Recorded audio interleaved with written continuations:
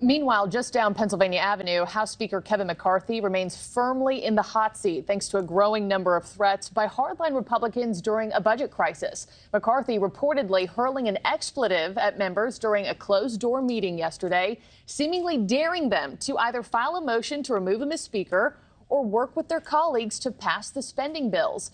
And now many are wondering if McCarthy's days as Speaker could be numbered. Let's dig into this one a bit deeper with Niall Stanage, White House columnist over the Hill. Niall, things are reaching a boiling point in the House. Kevin McCarthy saying, bring it on. In your mind, what are the chances that one of his colleagues actually files a motion to vacate challenge and he's removed from office? So I think there's a chance of the first part of that happening, there being a motion to vacate, which is beginning the process of ousting Speaker McCarthy. I think the chances of him actually being removed are a little bit slimmer, perhaps quite a lot slimmer, Marky, because obviously the question is, if it's not going to be Kevin McCarthy as Speaker of the House, who is it going to be?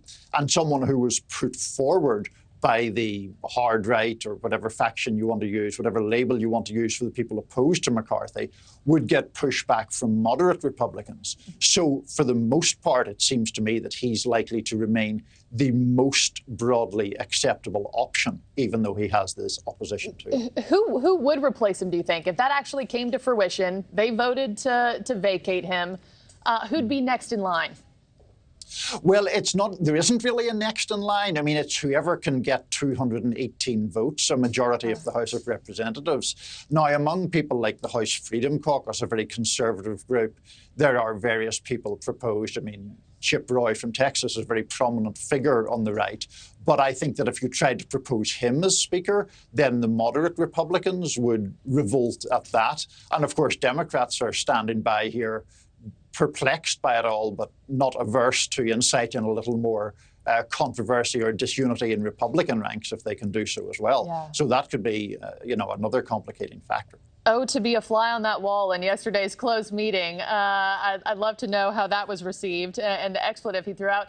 Get us up to speed here, Niall, though, on what exactly it is that hardline members of the party are demanding when it comes to the budget and why they can't get on board with these spending bills. Basically because they are arguing that there should be greater spending reductions, Marky. And they're also contending that there needs to be a headline figure given for what the total spending will be. This kind of gets complicated, honestly, and gets into the weeds, but they want reduced spending, they want increased controls at the border, and they question the degree of aid to Ukraine. Where it gets even more complicated is a bill that passes the House obviously has to be passed by the Senate. Democrats have control of the Senate. Therefore, the argument even from Republican moderates is what the Republican right want can't ultimately come to fruition. Yeah, I know they're asking for a level of $120 billion less than what McCarthy and President Biden have agreed to. Pressing the rewind button, McCarthy made this unprecedented deal just to become Speaker back in January, those grueling 15 votes that he went through, allowing any lawmaker to call for a vote to remove him from office when previously half of House Republicans were needed.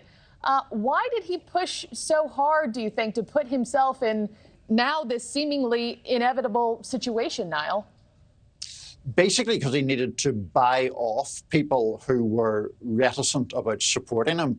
And the price for doing that, among others, was this suggestion that a motion to vacate could be made very easily, various other concessions that he offered. He needed to get those people on board because it took him 15 votes to be elected Speaker.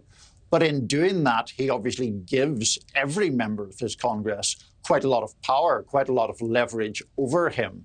And therein lies the problem. That leverage is now being used by people like Congressman Matt Gaetz, and it is making life very, very uncomfortable for Kevin McCarthy.